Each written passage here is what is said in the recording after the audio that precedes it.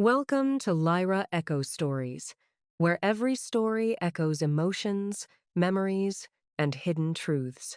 Step in and feel the echo of every tale. Our daughter is a thief, and we have proof. That's what my father said, standing at the head of the Thanksgiving table, in front of 30 relatives, holding a white envelope like it was a verdict he'd been rehearsing for weeks. He slid it across the table to me. A court summons. Every eye in that dining room locked on my face. My mother was already crying, her favorite weapon, loaded and ready. I looked at the envelope. Then I looked at my father. And I smiled. Because 4 months earlier, I'd hired someone whose entire job is tracing where money disappears. And what they found didn't just clear my name. It blew apart a lie my parents had been building since the day my grandfather died. Before I go on, please take a moment to like and subscribe, but only if you genuinely connect with this story. Drop your location and local time in the comments. I'm Ophelia, I'm 32, and I'm a registered nurse from a small town in Georgia. Now let me take you back 8 months, to the week my grandfather Earl Palmer was buried. My grandfather Earl Palmer died on a Tuesday in March. He was 84. Pneumonia, they said. Quick, at the end. I drove 3 hours from my apartment to the funeral home in Dawson, Georgia, population 4,000 give or take. The kind of town where everyone knows your maiden name and your credit score. I grew up there. My grandfather raised me half the time. He taught me to read sitting on his porch. Took me fishing every summer at Lake Blackshear until I was 15 and thought I was too cool for it. When I got accepted into nursing school, he mailed me a card with a $50 check inside. The memo line said, "Proud of you, Ophi," but the last 3 years of his life, I barely heard from him. I called. He didn't answer. I sent letters, birthday cards, photos from work, a Christmas note every December. Nothing came back. No reply. No returned mail either. Just silence. I told myself he was getting older, maybe confused, maybe angry about something I couldn't remember doing. At the funeral, my father Gerald stood at the front of the chapel and delivered a eulogy that could have won an award. Tears in his eyes, voice cracking at the right moments. "My father was the greatest man I ever knew," he said, gripping the podium. I sat in the third row. Nobody asked me to sit closer. After the service, Gerald gathered us in the church hallway. Me, my brother Nolan, a few cousins. He straightened his tie and said, "Dad left everything to me. The house, the savings, all of it. That was his final wish." No one questioned him. I almost didn't either. But something about the way he said it, too smooth, too rehearsed, sat wrong in my chest, like a number on a chart that doesn't match the patient. Let me back up 10 years.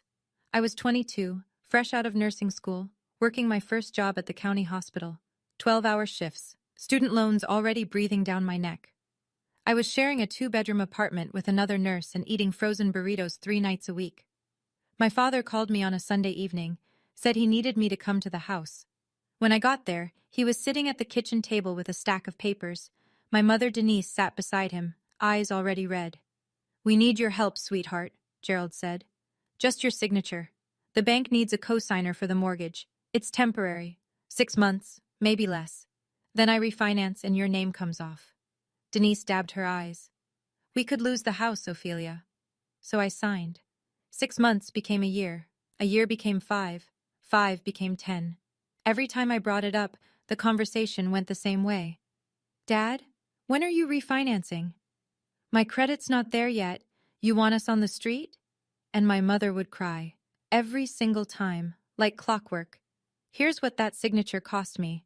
I couldn't qualify for my own mortgage. I couldn't get approved for a car loan without a brutal interest rate. My credit score bounced between 580 and 620 because Gerald was late on payments, sometimes 30 days, sometimes 60, and never once told me. I found out from a credit monitoring alert at 2 in the morning, 2 60-day lates I never knew about. My score had dropped 40 points overnight. I called him the next day. He said, "Things were tight, I handled it." He handled it. With my name. 2 weeks after the funeral, I sat Gerald down at his kitchen table and said it plainly. "Dad, I need my name off that mortgage, this year." No tears, no yelling, just a fact. Gerald leaned back in his chair. "Now's not the time, Ophelia. I just buried my father." I know, and I'm sorry, but this has been 10 years. His jaw tightened. You want me to refinance right now? With what credit? You think banks are lining up for a 61-year-old retired insurance man? Then sell the house. Downsize. I don't care how, but I need off that loan. He stood up so fast the chair scraped the floor. You want to talk about lawyers? You want to sue your own parents? Go ahead. See how that looks. I didn't say anything about lawyers. He added that himself. That night, my mother made 8 phone calls. I know because 4 different relatives called me within 3 days. Aunt Marlene texted, "Your parents raised you, and this is how you repay them? Shame on you, Ophelia." My cousin Megan left a voicemail. "Hey, I heard you're threatening to take your parents' house. What's going on?" My father's cousin Danny called and said, "Family doesn't do this to family." Every one of them had the same version of the story, the version Gerald and Denise fed them. Ophelia is ungrateful. Ophelia wants to take the house. Ophelia is turning on her own parents right after they lost Earl. Nobody called to ask my side. Then Gerald called me one last time. His voice was flat, cold. "You think you're the only one who can play this game? Your grandfather left everything to me, and if you keep pushing, everyone's gonna know what you really did with his money." I had no idea what he meant. I hadn't touched a dime, but he was already building the story. I sat in my car outside the hospital after a 12-hour night shift and did the math on the back of a pharmacy receipt. If Gerald stopped paying the mortgage entirely, which he'd threatened before, during arguments, the bank would come after both of us. Foreclosure. My credit wouldn't just drop, it would crater, below 500, for years. Some hospitals run credit checks on employees. Not all, but some. Mine did. A foreclosure on my record could flag a review. I could lose my job, the only stable thing I had. If I took over the payments myself to protect my credit, $1,800 a month on a nurse's salary in rural Georgia, I'd be broke inside of 18 months. I was already paying rent, student loans, car insurance, groceries. There was no margin. And if I pushed back publicly, Gerald had already poisoned the well.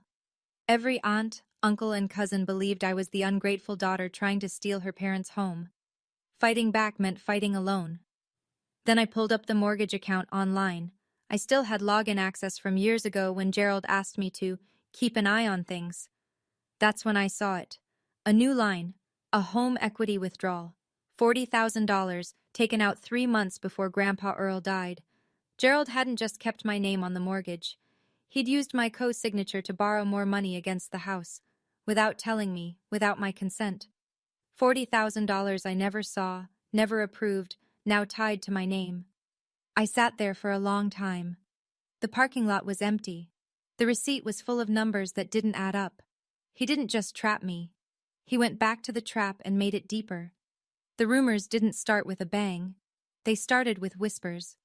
Gerald and Denise began telling family, casually, like it was common knowledge, that I had taken cash from Grandpa Earl's house before he died. "She went over there alone a few times near the end," Gerald told people. "We found the dresser drawer empty afterward, thousands of dollars gone." There was no proof. There didn't need to be. In a town like Dawson, a father's word carries weight. My cousin Travis called me. "Hey, Uncle Gerald said you took some money from Grandpa's dresser? A few thousand? What's that about?" "That never happened, Travis." "Okay, I'm just telling you what he said." That was the pattern. Nobody accused me directly. They just passed along what they heard. And every time I denied it, I sounded more defensive, which made me sound more guilty. At church the following Sunday, First Baptist, where my family had attended for 30 years, a woman named Mrs. Gentry looked right at me, then turned her back and walked to the other side of the fellowship hall. She didn't say a word. She didn't have to. At work, a nurse on my unit pulled me aside. "Everything okay at home? I heard something from my neighbor about your family and some legal stuff." It was leaking into my professional life now. That's when it clicked. Gerald wasn't just covering his tracks. He was building a narrative. If anyone ever questioned the inheritance, he wanted the whole town already primed to believe one thing: Ophelia is the thief. But he slipped. He mentioned the dresser drawer. Specific. Too specific. How did he know Grandpa kept cash in a dresser drawer? unless he'd been in that drawer himself.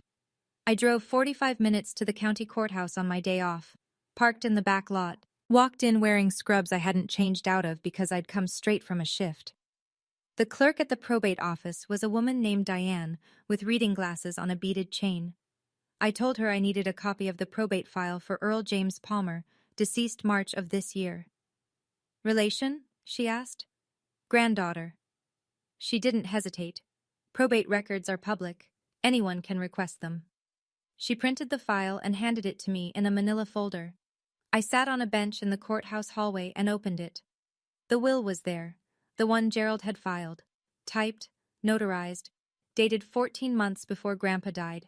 It said, "I leave all real and personal property to my son, Gerald Ray Palmer. All of it, the house, the savings accounts, everything." I read it twice. Then I looked at the signature at the bottom. Earl James Palmer.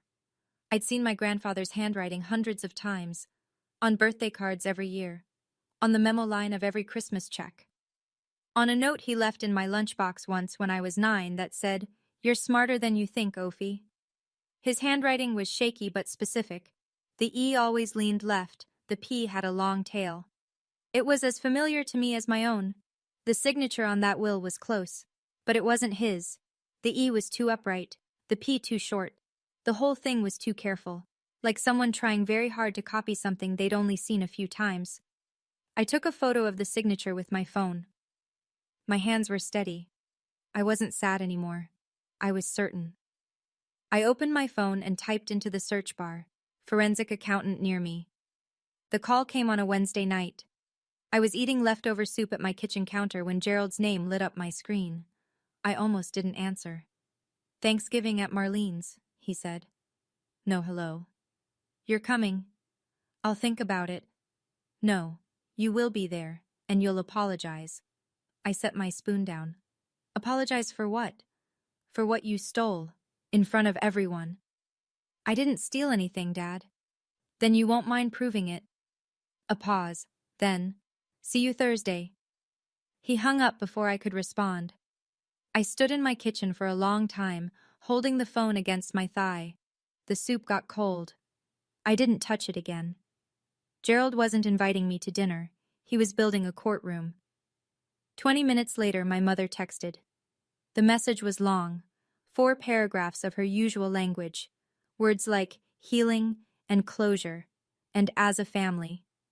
The last line read, "Your father just wants to resolve this privately. Don't make it bigger than it needs to be, privately, in front of 30 people.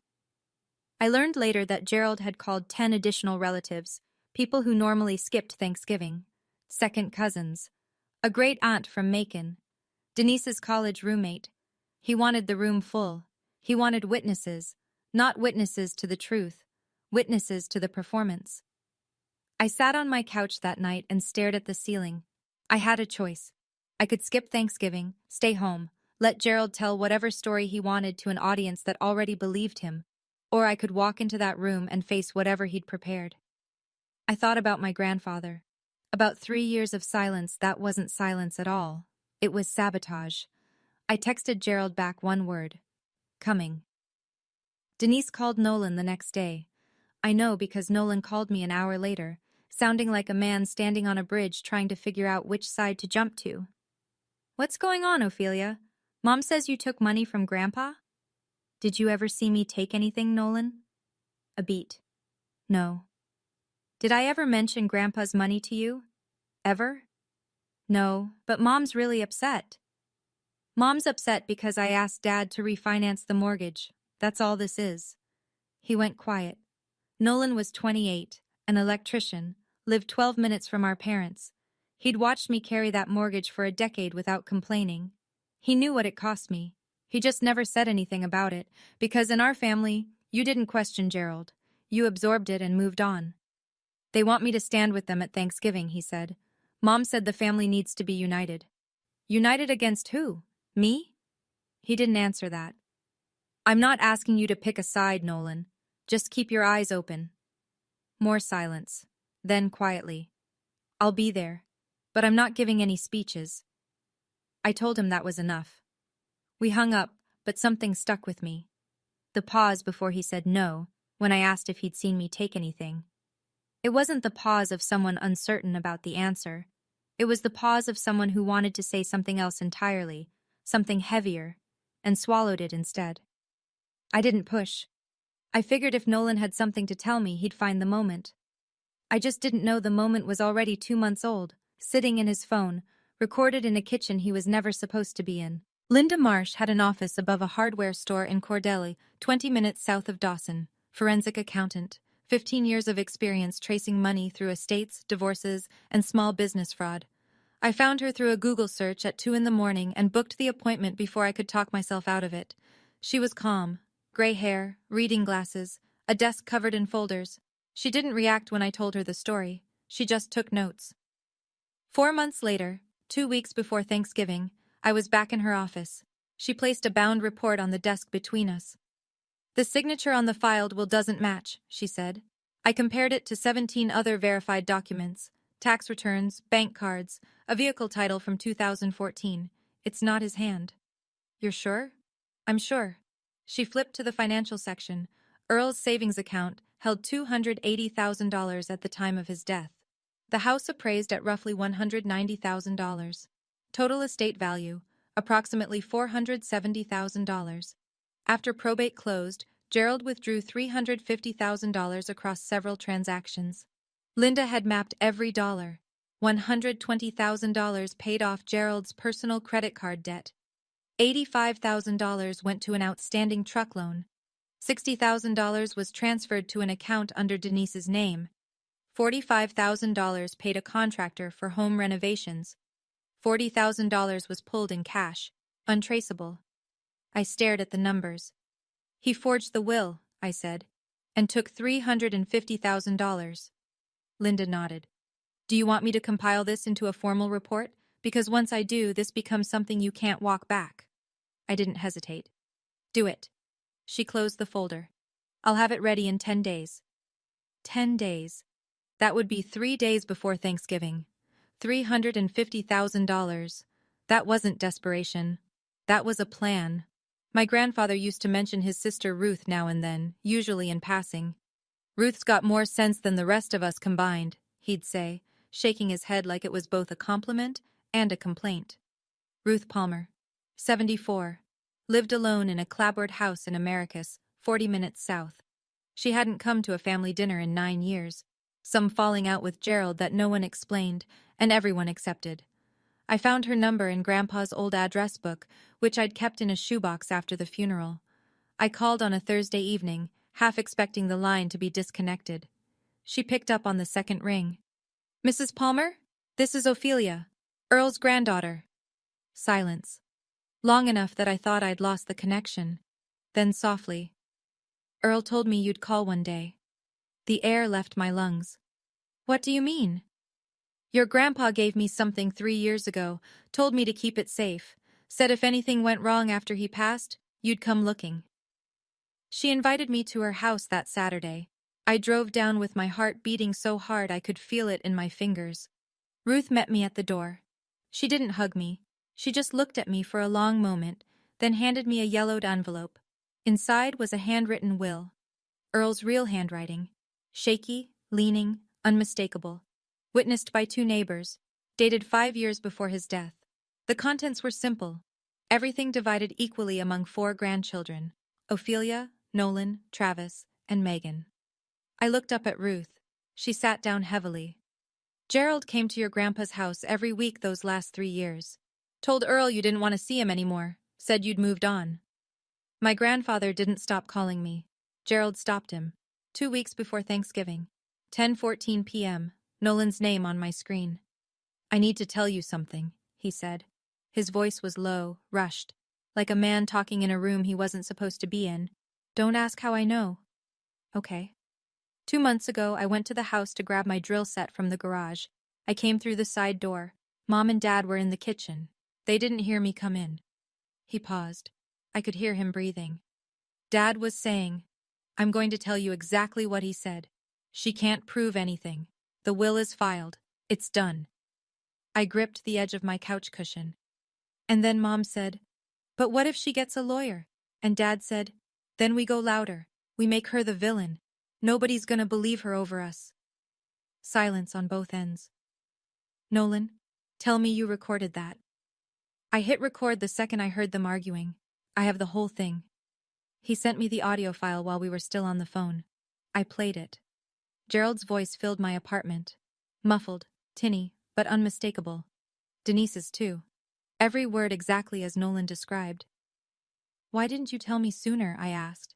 He was quiet for a long time, then, because I was scared, Ophelia. They're my parents too. I didn't know what to do with it. I understood that. I really did. Fear doesn't always look like shaking hands. Sometimes it looks like 2 months of silence, carrying a recording on your phone like a grenade you don't know how to throw. Thank you, I said. That took guts. What are you going to do? I don't know yet, but I'm not going to Thanksgiving empty-handed. The estate attorney's name was Harlan Bates. Small office on Main Street in Albany. Wood-paneled walls, a University of Georgia diploma, and a handshake that meant something. I laid everything on his desk. Linda Marsh's forensic report, the handwritten will from Aunt Ruth, the probate file from the courthouse, and the audio recording from Nolan. He spent 40 minutes reading, didn't say a word until he was finished. Then he looked up. This is fraud, clear as day. Forged signature, falsified probate filing, misappropriation of estate assets. You have standing to challenge the will and file a civil claim. If the DA's office picks it up, it could go criminal. I'm not suing anyone. Not yet. I just need to be ready. He nodded slowly. Ready for what, exactly? My father is planning something for Thanksgiving. I don't know what, but I know him. He won't let this go quietly. Harlan assembled a packet for me, a summary of the forensic findings, a certified copy of the original will, and a printout of the account transfers showing where the $350,000 went. He put it all in a large manila envelope and sealed it. If you ever need to use this, he said, it speaks for itself. I put the envelope in my bag. That evening I called Aunt Ruth. Would you come to Thanksgiving at Marlene's? Silence. Then, I haven't been to a family dinner in 9 years. I know. Another pause. For Earl, I'll be there. I hung up and sat on the edge of my bed. The envelope was in my bag by the door. If Gerald said nothing at Thanksgiving, it would stay there, sealed, untouched. But I knew my father. Silence had never been his style. Okay, I need to pause here for a second. This part isn't in the story. This is just me, talking to you. Sitting in that lawyer's office, holding that envelope, I almost backed out. Almost put it back on his desk and said, forget it. Because part of me, the part that spent 32 years being Gerald Palmer's daughter, still wanted to believe there was an explanation. That maybe I had it wrong. But here's my question for you. If you had the proof in your hands, would you bring it to Thanksgiving? Or would you keep the peace? Let me know in the comments. All right. Thanksgiving morning. Aunt Marlene's house sat on a half-acre lot on Pinewood Drive, a white ranch style with black shutters and an American flag on the porch. The driveway was already full when I pulled up at 1:15. Trucks, sedans, a minivan with a car seat in back. Someone had taped paper turkeys to the front door. Inside, 3 long tables pushed together down the center of the living room, covered in mismatched tablecloths. 32 place settings. The smell of roasted turkey and cornbread dressing hit me before I cleared the doorway. I stepped in and the room shifted. Not loudly, not obviously, but I felt it. A half-second pause in conversation. A few heads turning. Someone near the kitchen glanced at me and looked away fast. Everyone here had heard the rumors. Everyone had already picked a side. Aunt Marlene hugged me at the door. Good to see you, honey. But her arms were stiff, and she let go a beat too soon. Gerald sat at the head of the center table, navy blazer, pressed shirt, dressed up, which was unusual for Thanksgiving. Denise was beside him in a cream-colored sweater, hands folded, eyes already glistening. They looked like a couple posing for a church directory photo. Gerald saw me and smiled. Not warmth, satisfaction. The smile of a man who's already rehearsed the next 2 hours. Aunt Ruth arrived 15 minutes later. She came through the side door quietly and sat at the far end of the table. Nobody greeted her. Most of the younger cousins didn't even recognize her. 9 years is a long time. Nolan was in the middle of the table, staring at his empty plate like it held the answers to something. I set my bag under my chair. The envelope pressed against my ankle. The turkey was carved. The prayer was said. And Gerald waited. We were 20 minutes into the meal when Gerald tapped his knife against his water glass. The room went quiet in layers. The adults first, then the teenagers, then the kids at the folding table near the window. Someone turned down the football game on the TV in the den. Gerald stood. He placed both hands on the table, leaned forward slightly, and looked around the room like a man about to deliver a sermon. "Before we go around and say what we're thankful for," he began, "I need to address something that's been weighing on this family." My pulse climbed, but I didn't move. He looked at Denise. She dabbed her eyes with a napkin, right on cue. "Most of you have heard the rumors," Gerald continued. "I wish I didn't have to do this publicly. Believe me, Denise and I tried to handle it privately, but our daughter left us no choice." He paused for effect. A few relatives shifted in their seats. Uncle Danny set down his fork. "After my father passed, we discovered that a significant amount of money was missing from his accounts. We looked into it, we traced it, and the evidence points to one person in this room." He turned to me. 32 faces followed his gaze. "Our daughter Ophelia is a thief." His voice didn't waver. "And we have proof." The room held its breath. Aunt Marlene's hand went to her mouth. Cousin Megan stared at me wide-eyed. A great aunt I barely knew whispered to the woman beside her, "Oh my God!" Denise's crying grew louder, perfectly timed, perfectly pitched. Gerald stood over me like a judge at sentencing, and the entire room waited for me to crumble. I didn't. I folded my hands on the table and looked him in the eye. Gerald reached into the inside pocket of his blazer and pulled out a white envelope, crisp, official-looking. He walked slowly around the table, past Uncle Danny, past Cousin Travis, past Aunt Marlene, until he stood right beside my chair. He set the envelope in front of me. "This is a court summons," he said, loud enough for every person in the room. "We are suing you for the return of our father's money." I picked it up. The room was so quiet I could hear the kids whispering at the folding table. I opened the flap and pulled out the document inside. It looked real. At first glance, a header with the county court's name, a date, a defendant line with my full legal name, a signature at the bottom from someone I'd never heard of. But I'd spent 4 months sitting across from a lawyer. I knew what a real summons looked like. This one had no case number, no clerk's stamp. The font was wrong, too clean, too uniform. It was printed on regular copy paper, not filed stock. It was fake. Gerald had someone mock this up to scare me in front of 32 witnesses. I looked at the document. Then I set it down, gently, next to my plate. Uncle Danny leaned forward. "Gerald, if you need legal support, I know a good attorney." A cousin's wife was shaking her head. Aunt Marlene looked like she might cry. Denise was still going, real tears now, mixed with the performance ones, impossible to tell apart. Gerald crossed his arms and waited. He expected me to deny, to cry, to beg, to storm out. That was the script. That was the version of me he'd sold to everyone in this room. I looked up at him. "Are you done?" I stood up, slowly, no rush. I smoothed the napkin on the table beside my plate like I was finishing a meal at a restaurant. Every person in that room was watching. The football game was muted now. Even the kids at the folding table had gone silent. "I want everyone here to remember something," I said. My voice was steady.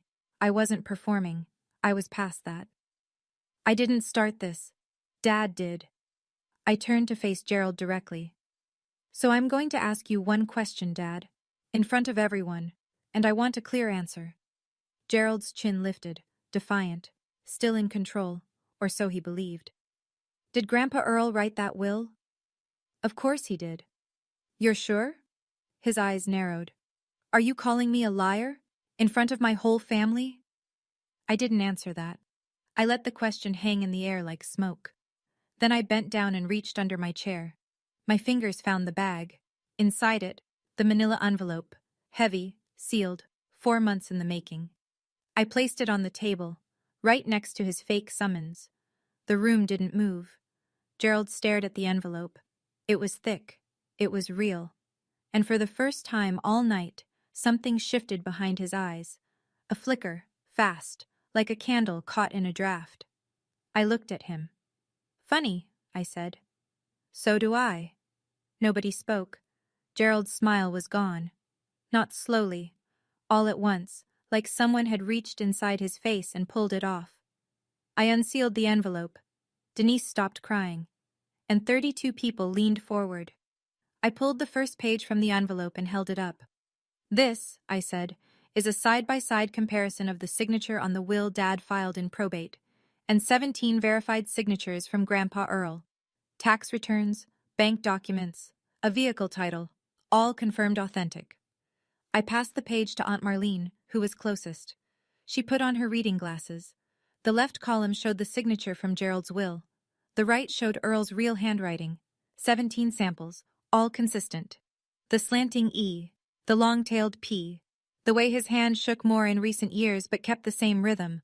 The signature on Gerald's will was stiff, upright, careful.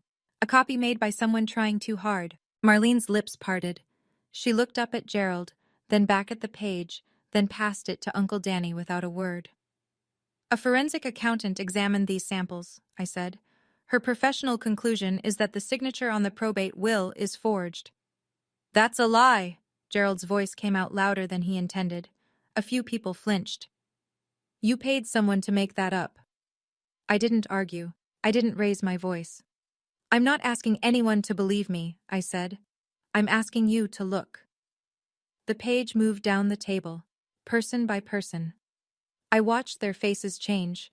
Confusion, then recognition, then something harder. Uncle Danny held the page up to the light and shook his head slowly. Travis stared at it for a long time, then set it down and pushed it to the next person without looking at Gerald. Denise hadn't touched her napkin in 2 minutes. She was watching Gerald, not with sorrow, with fear. I reached into the envelope for the second document. I pulled out a single handwritten page. Yellowed, creased, familiar in a way that made my throat tighten. "This is Grandpa Earl's real will," I said. "Written in his own hand, witnessed by 2 neighbors, dated 5 years before he died." I read the keyline aloud. "I leave all real and personal property to be divided equally among my 4 grandchildren, Ophelia, Nolan, Travis, and Megan." Not Gerald, not his son, his grandchildren. Gerald took a step back. "Where did you get that? That isn't legitimate." And then Aunt Ruth stood up. She'd been sitting at the far end of the table, so quiet most people had forgotten she was there. She was 74, small, silver-haired, wearing a church dress she probably hadn't worn in years. The room turned. "Earl gave it to me," Ruth said. Her voice was thin but clear. 3 years ago. Sat me down at my kitchen table, handed me this envelope and said, 'Keep this safe, Ruth, because I don't trust my own son.'" Nobody breathed. Gerald. "Ruth, you don't know what you're—" "I'm not finished." She didn't raise her voice. She didn't need to. "Gerald went to your grandpa's house every week those last 3 years. Told Earl that Ophelia didn't want to see him anymore. Told him she'd moved on. Cut off the phone calls. Returned the letters." She looked at me. "Earl died thinking his granddaughter forgot him." I felt the room shift. Not toward me, not toward Gerald, but toward something none of them had prepared for. The silence that followed wasn't confusion. It was the sound of 32 people recalculating everything they'd been told. Gerald's face was white. His mouth opened. Nothing came out. Denise whispered to no one, "Oh God." I pulled the last page from the envelope. After probate closed, Dad withdrew $350,000 from Grandpa's accounts. I held the sheet so the room could see the columns. This is where every dollar went. I read it slowly. No emotion, just numbers. $120,000, Dad's personal credit card debt. $85,000, an outstanding loan on his truck. $60,000, transferred into an account under Mom's name. $45,000, paid to a contractor for renovations on their house. $40,000, withdrawn in cash. Destination unknown. I set the page down. That's $350,000 that belonged to 4 grandchildren, not 1 son. Gerald grabbed the back of his chair. "That's my father's money. He left it to me. Legally. No, Dad. I kept my voice level. He left it to us, all four of us. You forged his will to take it. The room was so still I could hear the clock on Marlene's mantel ticking. Someone at the far end of the table, I think it was Danny's wife, set her glass down and pushed her chair back slowly, like she was trying to leave without making a sound. Travis was staring at the tablecloth, jaw tight. Megan had her hand over her mouth. Aunt Marlene picked up her napkin, folded it once, placed it beside her plate, and pushed her chair out. She didn't stand. She just separated. Inches of distance, that meant everything. Uncle Danny, the same man who 5 minutes ago offered Gerald a lawyer, turned in his seat. Gerald, his voice was careful. Is this true? Gerald looked at him, then at Marlene, then at Denise, who had stopped crying entirely and was staring at the table like it might open up and swallow her. He didn't answer. Gerald's eyes swept the room, searching for someone, anyone, still on his side. He found no one. She's manipulating all of you. His voice cracked on the second word. These are fabricated. She paid people to, then explain the money, Dad. I didn't shout. I didn't need to. $350,000. Where did it go? He opened his mouth, closed it, opened it again. Nothing. That's when Nolan stood up. Every head in the room turned. Nolan, 28, quiet, the one who never took sides, was standing at the middle of the table with his phone in his hand. I heard them, he said. His voice was tight, like he was holding it together with both fists. 2 months ago, in the kitchen, they didn't know I was in the garage. He looked at Gerald, then at Denise. Dad said, she can't prove anything. The will is filed. It's done. Gerald, Nolan, don't. And Mom said, but what if she gets a lawyer? And Dad said, then we go louder. We make her the villain. Nobody's gonna believe her over us. Nolan tapped his phone screen and set it on the table. Gerald's voice filled the room, muffled, recorded through a garage wall, but every word clear enough to land. She can't prove anything. The will is filed. It's done. Then Denise's voice. But what if she gets a lawyer? Then Gerald again. Then we go louder. We make her the villain. The recording ended. The silence that followed was the loudest thing I'd ever heard. Gerald sat down, heavily, like the bones in his legs had quit. Denise said barely above a whisper, I told you this would happen. Not grief, not shame, anger, directed at Gerald. She'd known. She'd warned him. And now the room knew she'd known too. I want to be honest with you here. Standing in that room, watching my father's face collapse, I didn't feel victorious. I felt hollow. Because this wasn't a courtroom drama. This was Thanksgiving. These were people I'd loved my entire life. But I learned something that day. Love doesn't mean letting someone dismantle you. And silence isn't peace. It's just permission. Quick question for you. Do you think Nolan did the right thing by waiting 2 months? Or should he have told me the day he heard it? I'm genuinely curious. Drop your take below. All right, let me tell you what happened after that dinner. Nobody ate dessert. People left in waves. First the outer ring of distant relatives, then the cousins, then the uncles. Most didn't say goodbye to Gerald. They just picked up their coats and walked out. A few hugged me on the porch. Travis gripped my hand and said, we'll talk this week. Megan found me by the driveway. If that will is real, and I think it is, we were all robbed. All 4 of us. I know, I said. I'm not telling anyone what to do, but the forensic report is as much yours as it is mine. I want a copy. I'll send it tomorrow. Within a week, Travis and Megan had retained their own attorney. They filed a petition with the probate court to reopen Earl Palmer's estate based on evidence of signature forgery and the existence of a prior valid will.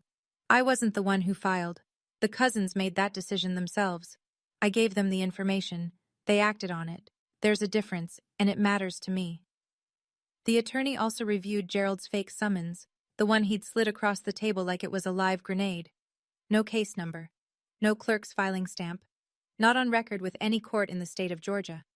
It was printed paper in a white envelope. A prop. Travis's lawyer put it bluntly. Your father tried to intimidate you with a document that has the legal weight of a restaurant menu. Gerald hadn't filed anything. He'd staged a performance with a piece of paper that wouldn't survive 10 seconds in front of a judge. He tried to scare me into silence using a fake, but the real paperwork, the kind that actually holds up, that was in my envelope. Harlan Bates sent a certified letter to Gerald Palmer on a Monday, 9 days after Thanksgiving. The letter was straightforward.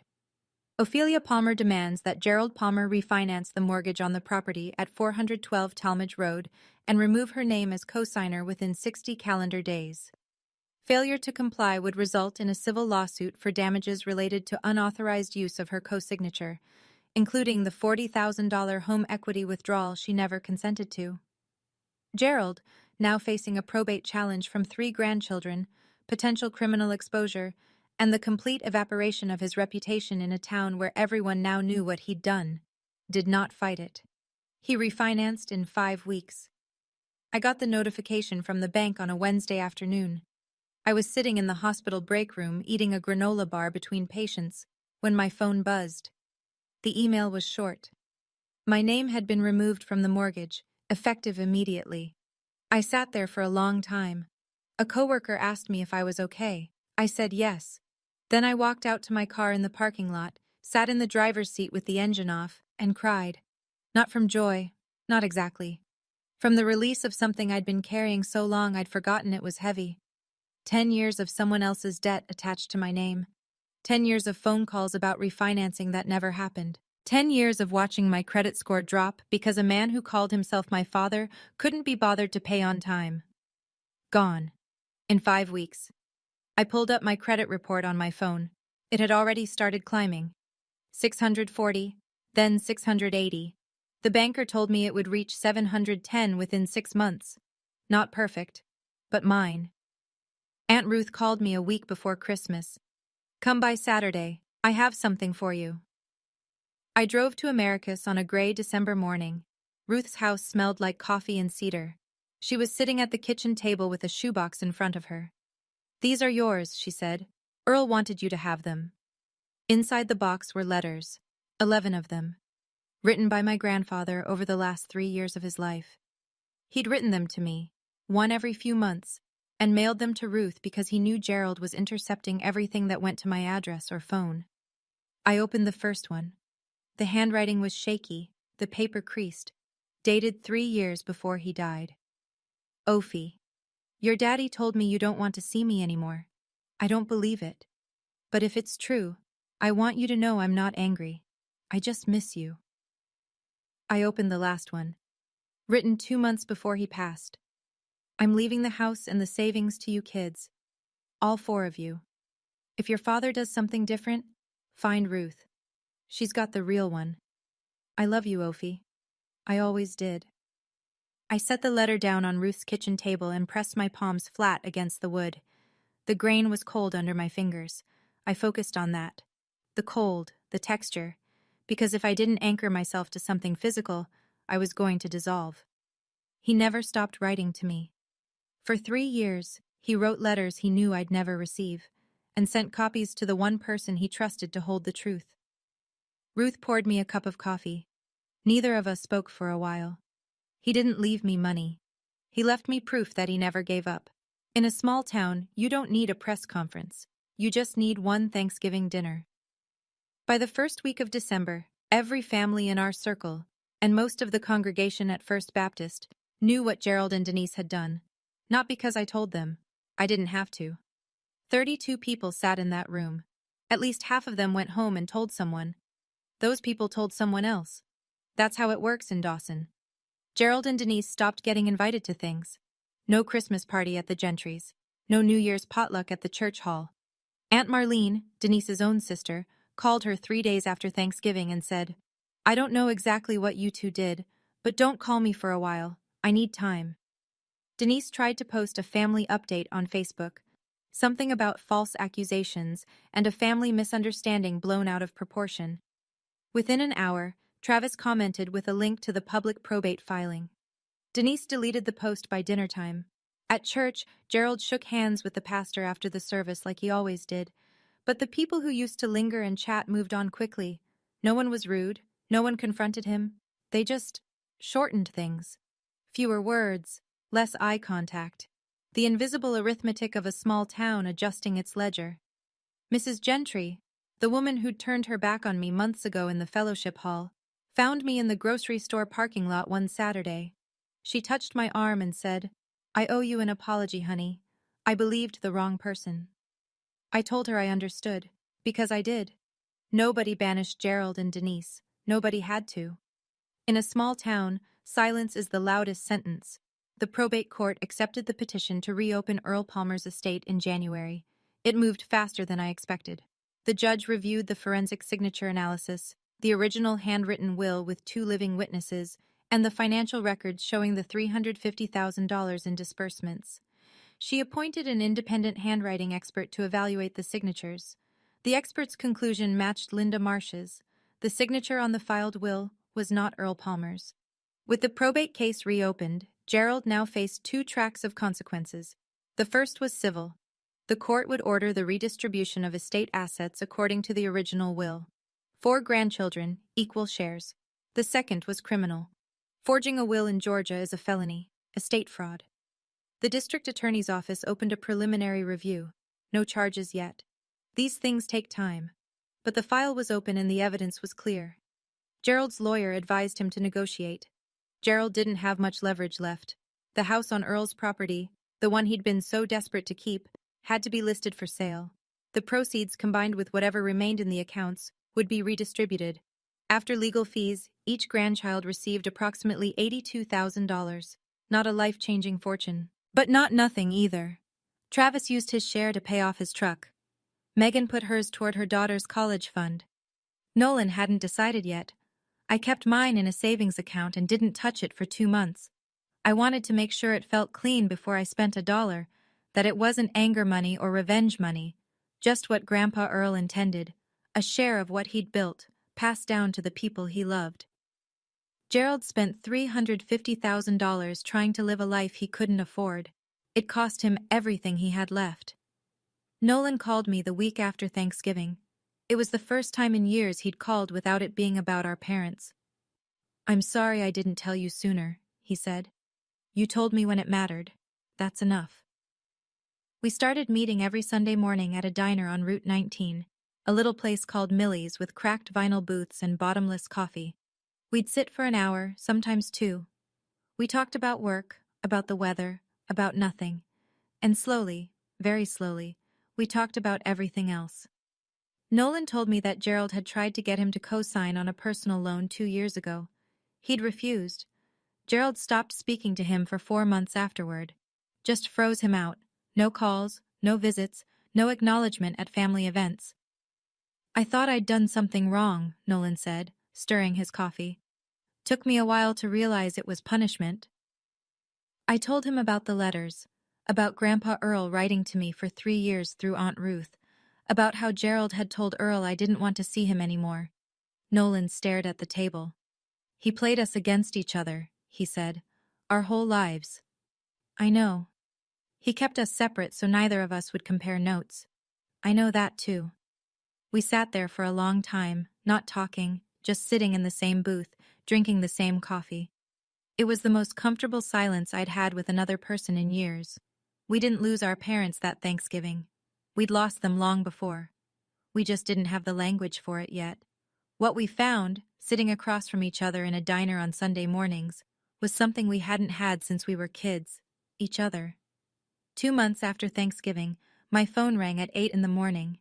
My mother's number. I almost didn't answer, but something about the hour, Denise never called before 10, made me pick up. "I know you won't forgive us." Her voice was flat. No tears. No performance. For the first time in my life, my mother sounded like she was speaking without a script. "I just want you to know, I didn't want it to go this far." I leaned against my kitchen counter. "But you let it, Mom, every step." "I know. You called 8 relatives and told them I was a thief. You sat next to Dad while he waved a fake summons in front of our family. You helped him cut me off from my own grandfather." Silence. Long enough that I checked if the call had dropped.